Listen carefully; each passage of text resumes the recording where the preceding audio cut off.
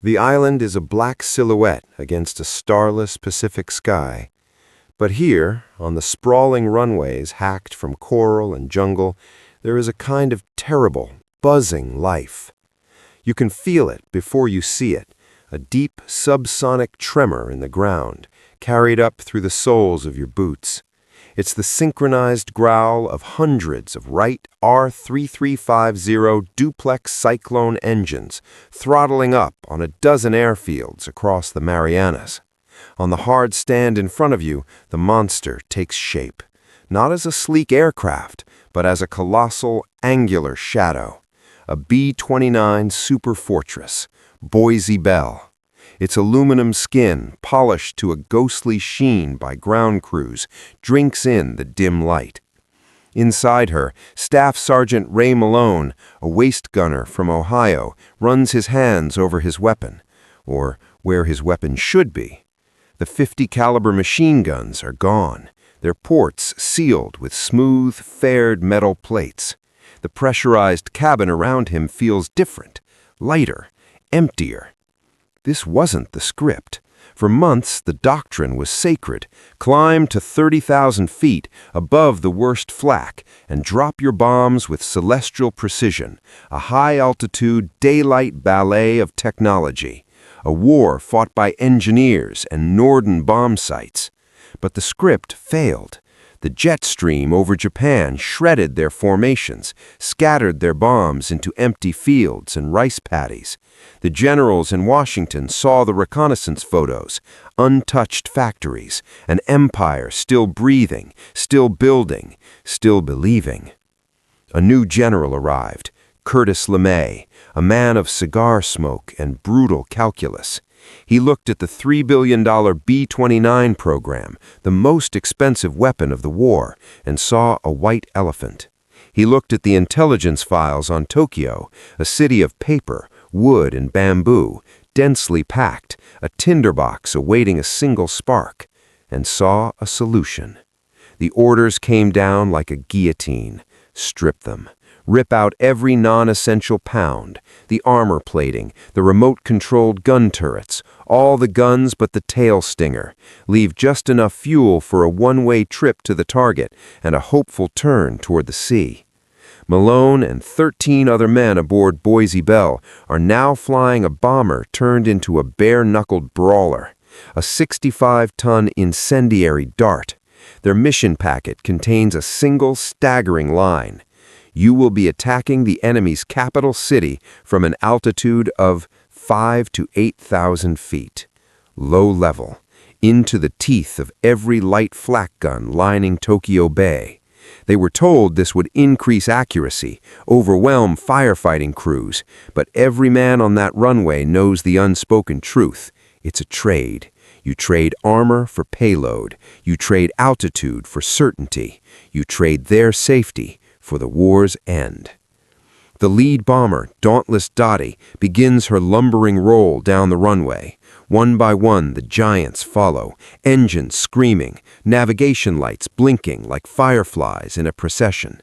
They lift into the warm, sticky dark, heavy with bombs and a new kind of fear.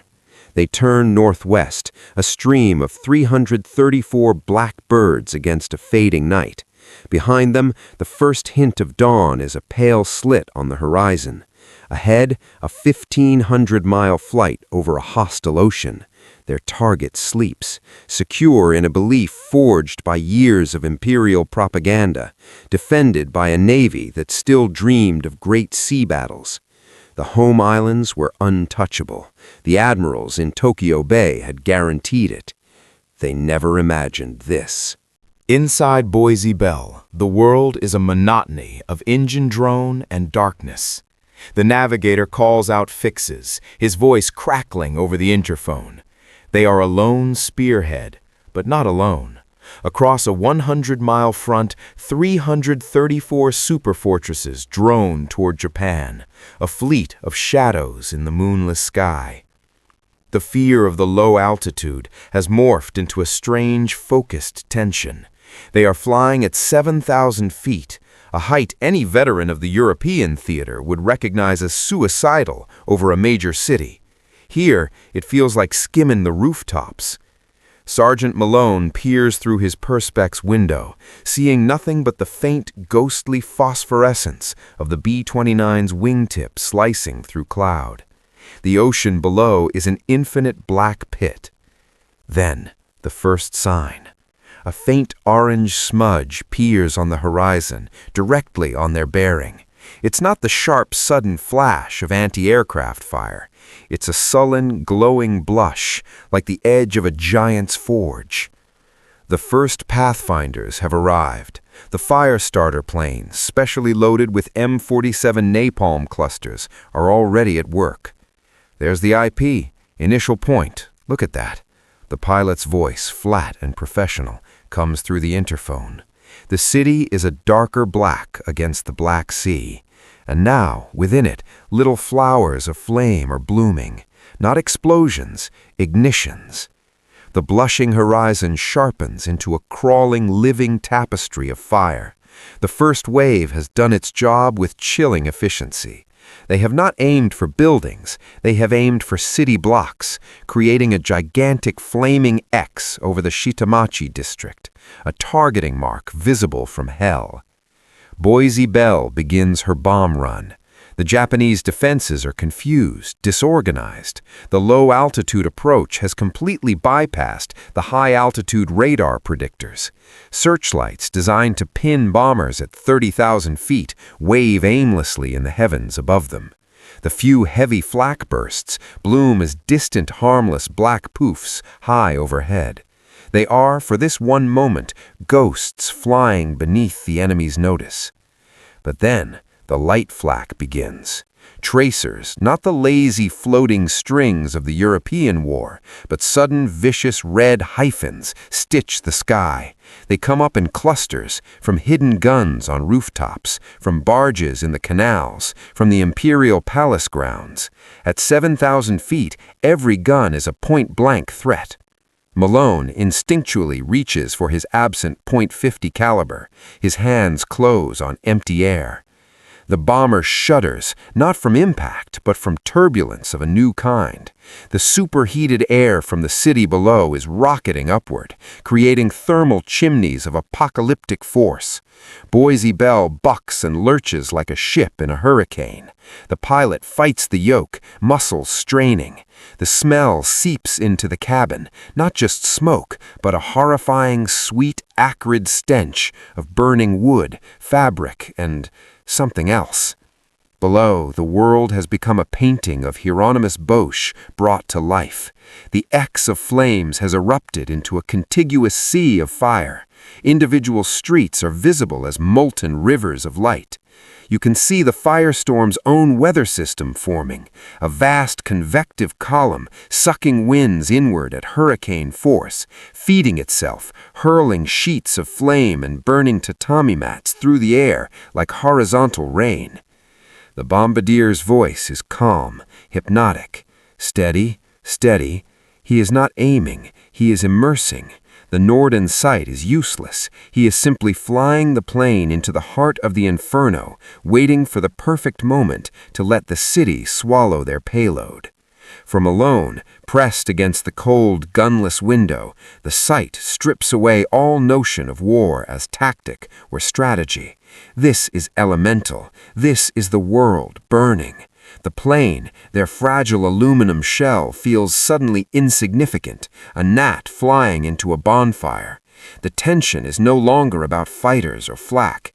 It is about the sheer physical terror of the heat, the knowledge that just outside that thin skin of metal, the air itself is becoming fire. The bombardier's voice shifts. Bombs away. Boise Bell lurches upward, 10,000 pounds lighter. Malone looks back. Their cluster of M69 incendiaries, simple 6-pound pipe bombs filled with jellied gasoline, tumble down into the maelstrom. They disappear into the glow. There is no separate explosion. They simply add more fuel to the feast. The pilot banks hard left, diving even lower to gain speed, running for the relative safety of the bay.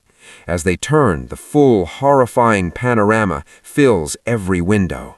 16 square miles of Tokyo are now one roaring, self-sustaining furnace. The thermal wind howls against the fuselage. The light inside the cabin is a constant flickering orange, as if they are already inside the fire. And on the ground, in the command bunkers and the untouched western suburbs, the admirals and the generals are just beginning to understand. The reports are fragmented, hysterical. The entire eastern ward is gone. The rivers are boiling. Fire trucks are melting. Their maps are meaningless, their coastal defense guns, their elite fighter squadrons, their intricate web of naval might, all of it is useless against a storm that rains not steel, but liquid fire from just above the rooftops. The unassailable fortress has been breached, not at its walls, but from its very heavens. The thunder, they realize, is not from the sky. It is the sound of a city and an illusion dying. The sun rises, but it does not bring light. It reveals a new world, born in a single night, a world of ash and absolute silence. Where the city once stood, a vast, flat, gray desert smolders. Tendrils of greasy smoke rise from a million dead fires. The air is still, heavy, and warm. Unnaturally, sickeningly warm, like the breath of a vast buried engine. You cannot smell smoke anymore. Your senses are cauterized.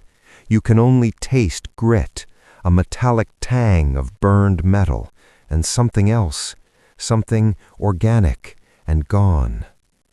Through this landscape, Admiral Shigetaro Shimada, Commander-in-Chief of the Imperial Japanese Navy, picks his way. His dress uniform, immaculate hours before, is powdered gray. He steps over a melted bicycle frame, its rubber tires vanished. He passes a streetcar, a blackened husk filled with charcoal shadows.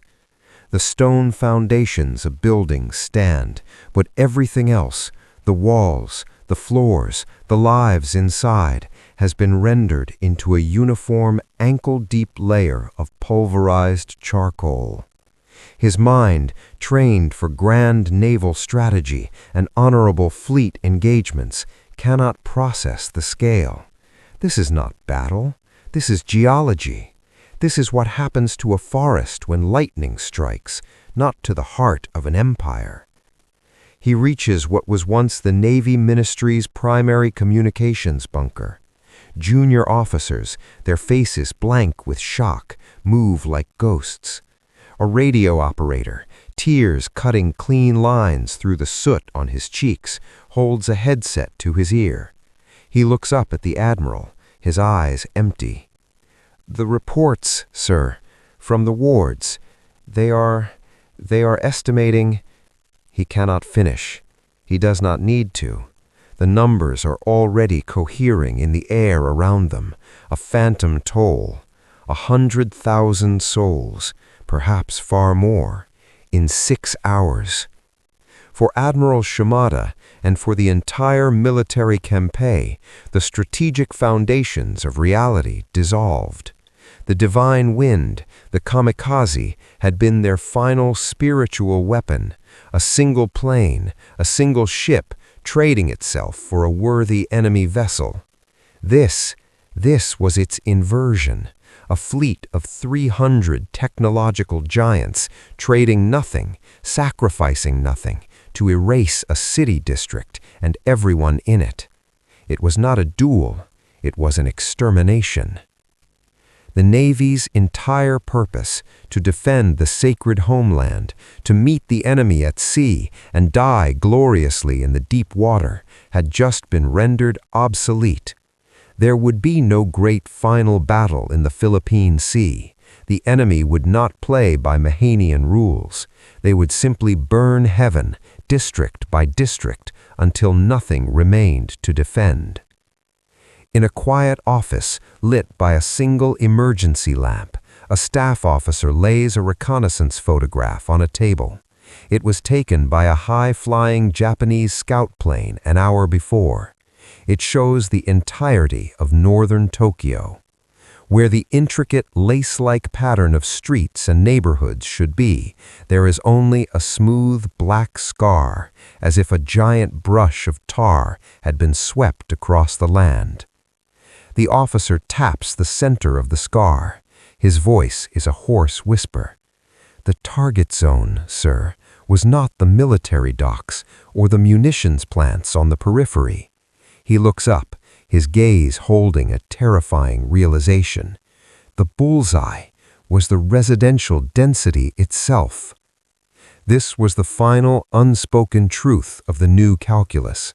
LeMay hadn't just changed altitude and bomb loads, he had changed the target, from the factory to the worker, from the refinery to the home. The logic was industrial, and it was complete. Destroy the city, and you destroy the capacity to make war. You destroy the will to exist.